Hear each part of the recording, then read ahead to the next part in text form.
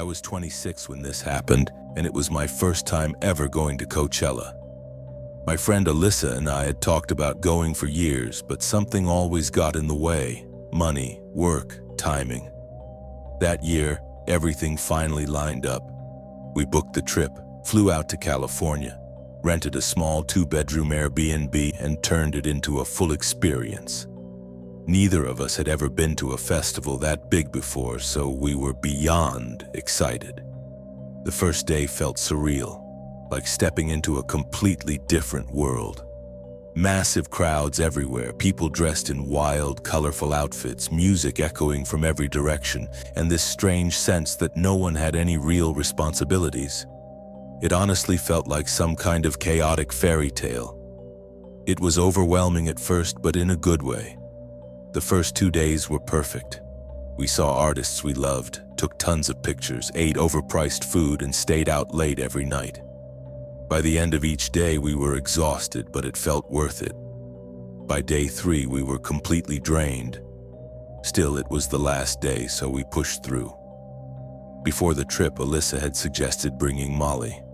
I had only tried it once before years ago, and nothing bad had happened, so I agreed. We decided we'd save it for the final day. Looking back now, I wish I never touched it. We took it late in the afternoon before one of the sets we were most excited about. At first, nothing really happened. We were walking through the crowd trying to get closer to a stage, and I remember telling Alyssa that it might be weak or old. She said she felt the same. Then suddenly it hit. At first, it was great. I felt lighter, more open, more connected. Everything looked brighter. The music sounded incredible. I remember thinking, okay, now I get why people do this at festivals. But after about an hour, something shifted. I started noticing the same person. At first, I brushed it off. There were thousands of people there. Of course, I'd see the same faces or outfits more than once, but this wasn't that. It was the same man. The first time I really noticed him, he was maybe 20 feet away. He looked older than most people there, probably mid-30s.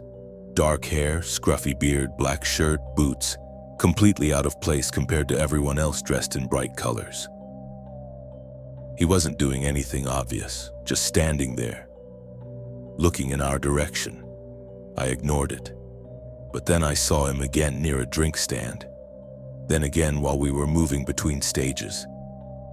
Then again when we stopped near a fence trying to decide where to go next. By the 4th or 5th time, I told Alyssa. She laughed it off immediately and said it was probably just the Molly making me focus too much on random people. I laughed too, trying not to sound paranoid. But I couldn't shake the feeling. It wasn't just occasional. It felt like every time I turned around, he was somewhere in view. Not close, but always there. As the hours passed, my high started to change. That warm, euphoric feeling faded and turned into something uncomfortable. Restless, overstimulated. My jaw tightened, my heart raced, and I couldn't relax. I told myself I was just dehydrated or exhausted. We had barely slept all weekend, walking constantly in the heat. Drinking, it made sense. But deep down, I knew something wasn't right. At one point, we were packed into a crowd waiting for another set when he suddenly appeared right next to me. It happened so fast, I froze. He smiled and started dancing near me like any random friendly festival guy. Then he leaned in, trying to talk over the music. I could barely hear him, but it was obvious he was flirting, telling me I looked good, asking if I was there with someone. I told him I was with my friend and tried to stay polite. I didn't want to escalate anything. I smiled, shook my head, and made it clear I wasn't interested. But he didn't leave. He lingered. Not aggressive, but persistent enough to make me uncomfortable. I turned to grab Alyssa so we could move away. She was gone. I spun around, thinking she had just stepped a few feet away. But I couldn't see her anywhere. That's when panic hit, harder than it normally would because of how off I already felt. The man noticed immediately. "Did you lose your friend?" he asked. I said yes. He offered to help me find her. There was something about the way he said it, too eager, too ready, that instantly made me distrust him. I told him no and started pushing my way out of the crowd. He didn't follow me physically, but I could feel his eyes on me as I left. I eventually made it to a quieter, grassy area and sat down. My body felt like it was shutting down. My vision started distorting. Everything looked unstable, not blurred, but like it was shifting, almost vibrating. That's when I realized I was having a bad reaction. I started calling Alyssa over and over. The service was terrible. Calls kept failing. After maybe 10 tries, one finally connected. I could barely hear her, but I kept repeating where I was and that I needed her. It felt like forever, but it was probably only 15 minutes before she found me. One look at me and she knew something was wrong. I told her I needed to leave. She didn't argue. We left the festival early. The walk out felt endless. Every sound was too loud. Every person brushing past me made me jump. I kept expecting to see that man again, but I didn't. Back at the Airbnb, we were both completely drained. Alyssa talked about packing some things that night, but I couldn't. I just wanted to lie down. Even though I was still high, exhaustion took over. I got into bed, turned off the lights, and drifted into this strange half-sleep. At some point, I woke up. I don't know why. Maybe a noise, maybe instinct. But the moment I opened my eyes and looked at the doorway, there was someone standing there. Tall, completely still, just inside the doorway, facing me. At first, my brain couldn't process it. I thought it might be Alyssa. But it wasn't. The shape was wrong, bigger, broader. Then I focused on the face. Even in the dark, I knew. It was him, the man from the festival. I know how insane that sounds. I was still under the influence, but it didn't feel like a dream. It felt real, completely real. A cold wave rushed through my body, and I started screaming. Not just yelling, full, panicked screaming. I pulled the covers over my head like that would help and didn't stop until Alyssa ran into the room. The second she turned on the light, he was gone. The doorway was empty. The room was empty. I was crying so hard I could barely speak, but I told her everything. That I saw him standing there. She tried to calm me down, saying it had to be the drugs. I wanted to believe her. But something about it didn't feel like a hallucination. Eventually, I begged her to sleep in my bed. She agreed. Neither of us really slept much after that. The next morning, I woke up to Alyssa shaking me and yelling my name. I sat up, confused. She was standing near the doorway, staring at the floor. I looked down. Muddy boot prints. They started from the front of the house, went down the hallway, and stopped right at my bedroom doorway. Exactly where I had seen him standing. Then they turned around and went back toward the front door. That was the moment everything dropped inside me. Someone had been in that house. It wasn't just a hallucination. We checked everything immediately. Doors, windows, every room. Nothing was missing, which somehow made it worse. We packed in silence and left as fast as we could. To this day, I don't know how he found us. But I know what I saw. And I've never touched anything like that again. Over the summer, my college girlfriend Valentina invited me to visit her family in San Diego. At the time, I wasn't doing much besides working and sleeping. So my parents basically pushed me to go. I figured it would be a good change of pace. I landed on a Friday afternoon after a long flight. As soon as I got off the plane, Valentina texted me to come outside. She and her dad picked me up in an older Toyota and drove me to their house, a beautiful beachside villa. My room was on the lower level, separated from the rest of the house upstairs. For a guest room, it was incredible. It had a clear view of the beach and a direct line of sight to the exterior stairs leading up to the main entrance. After unpacking, Valentina came to get me so I could meet her family. Her mom was warm and welcoming, and everything felt normal. Soon after, Valentina suggested we go down to the beach. The sun was setting when we got there. She wanted photos for Instagram, so I agreed to take them. The beach was crowded, which made it a bit difficult, but I took a ton of shots. Probably close to 100 before she was satisfied. When I looked back through the photos, something felt off. There was a man in the background of almost every picture. At first, I thought it was coincidence. Beaches are crowded after all, but the more I looked, the stranger it seemed.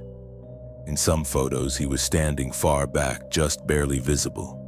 In others, he was closer. Sometimes he seemed to be looking directly at Valentina. Other times, at me. I looked up from my phone and scanned the area where he had been in the last picture. He was gone. I muttered something under my breath and tried to point it out to Valentina, but she shrugged it off like it was nothing.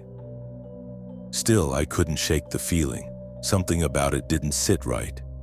Later that night, we went back to the beach for a bonfire with her friends. It was around midnight and the atmosphere was relaxed. Music, drinks, people talking. At one point, I stepped away to take a call from my boss. While I was talking, I glanced out toward the darker part of the beach. That's when I saw him. A black figure standing in the distance, watching me. I immediately looked away, pretending I hadn't noticed. My boss asked if I was okay. I must have paused, but I brushed it off and kept the conversation going. Even after I hung up, I couldn't stop thinking about it. As the night wound down and people started leaving, I suggested we get a ride home instead of walking. Valentina questioned it, but I made up an excuse about her being too drunk to walk safely. In reality, I didn't feel safe being out there. When we got home, I helped her upstairs and decided to sleep in her room instead of going back down to mine alone. The next day, I felt sick, nauseous, drained. I stayed in bed most of the day and told her family I just needed rest. That night, Valentina and her family went out to dinner, leaving me alone in the house. I fell asleep sometime in the evening. Then I started dreaming. A repetitive tapping sound, like fingers hitting glass over and over again. It got louder, more irritating until it forced me awake. The tapping stopped instantly. I turned onto my side, facing the window that looked toward the exterior stairs, and froze. He was there, standing outside my window, waving at me. He was wearing a black hoodie, his face partially shadowed, but I recognized him immediately. The man from the beach. My heart slammed in my chest as he suddenly turned and ran up the stairs toward the front door. I sat up in panic. The door is locked, I told myself. It has to be locked. Then I heard it. The front door opening. My stomach dropped. I ran to my bedroom door and pressed my full weight against it, bracing myself. Silence. For a moment, there was nothing. Then, the handle jerked violently. Someone was on the other side, trying to force it open. I held the door, barely breathing. My entire body was shaking. The pressure stopped. Footsteps, or something like them, moved away. That's when I grabbed my phone and called 911. It took about 5 minutes for the police to arrive, but it felt like forever. When I finally heard them enter the house, I rushed upstairs. By then, whoever it was had already gone. Shortly after, Valentina and her family came back, panicked and confused. I told them everything. We checked the house. That's when Valentina screamed. In her room in the corner, there was a camera. Hidden. The police took it immediately. But that wasn't all. Some of her clothes were missing. Bathing suits, personal items. Whoever had been in the house hadn't just broken in. He had been watching. I stayed the rest of the week, but I barely slept. Even months later, I still think about it. What terrifies me the most isn't just that he was there. It's wondering what he would have done if he got through that door. Last year, my girlfriend and I took a trip to Palm Springs. We were both burned out from work and just wanted a quiet place to relax. We found a modern Airbnb about 15 minutes outside the main city. more isolated, surrounded by desert with houses spaced far apart. It looked perfect. The place matched the photos exactly. Clean, minimal, with large glass doors opening to a backyard that had a pool, lounge chairs, and a small storage shed off to the side. The first day was completely normal. We went out for dinner, came back, watched TV, and went to sleep. That night I woke up briefly. I thought I heard something outside, a soft thump or something hitting the wall. But I assumed it was just the house settling or maybe the wind. I went back to sleep. The second day we stayed by the pool. At one point I thought I heard a distant voice, like someone calling out. My girlfriend said she might have heard something too, but we both laughed it off. There was nothing around us. No sidewalks, no people nearby, just desert. That night we heard a few more small noises, but nothing alarming. Then came the third night. We went to bed around midnight. I was still awake, scrolling on my phone, when I noticed light seeping through the edges of the blinds. At first I thought it was a car, but the light didn't move. I got up and peeked through the blinds. One of the motion lights in the backyard was on. I watched as it suddenly turned off. Then seconds later, another one turned on. Farther away, and then another, and another. Each one lighting up in sequence, like something was moving around the house. My stomach dropped. I told my girlfriend. She immediately got scared and told me to close the blinds. We sat there in silence, both listening. She begged me not to go outside, but I couldn't shake the feeling that someone might be trying to break in. So I grabbed a kitchen knife without telling her and stepped outside. It was completely silent. I walked slowly around the pool, scanning the yard, the fence, the corners. Nothing. After a few minutes, I started to feel foolish. Maybe it really was just an animal. Then I saw them. Footprints. Clear shoe prints in the sand. They led from the side of the yard, straight to the shed, and stopped, right in front of the door. I stood there, staring at it, every instinct telling me something was wrong. I stepped closer, trying to listen. At first, nothing. Then, a voice. From inside the shed. Calm, clear. "Excuse me, could you open the door, please?" I froze. Before I could react, the voice let out a quiet, unsettling laugh. That was enough. I turned and ran back to the house, slammed the door shut and locked it. My girlfriend saw my face and immediately knew something was wrong. I told her everything. She started panicking. I called 911. While I was on the phone, we watched the lights outside start moving again, turning on and off one after another. Something was still out there. We couldn't see it, and somehow that made it worse. It took about 20 minutes for the police to arrive. Those 20 minutes felt endless. Every small sound made us jump. When the police finally got there, they searched the yard and then approached the shed. They told us to stay inside. After a few minutes, they came back. No one was there, but inside the shed, they found something. Water bottles. Food wrappers, signs that someone had been living there. One of the officers said it wasn't uncommon. People sometimes hide in vacant or rental properties, especially in isolated areas. Then he asked us something strange. "Do either of you own a dirty baseball cap?" We both said no. They had found one inside the house, behind the couch. That's when everything clicked. Whoever had been staying in that shed had been inside the house too. At some point. Maybe while we were there. Maybe while we were sleeping. That was it for us. We packed immediately and left that night. The Airbnb host never responded to our messages. No explanation. No apology. Nothing. We ended up staying in a cheap motel for the rest of the trip. Even now, what sticks with me most is how calm that voice sounded.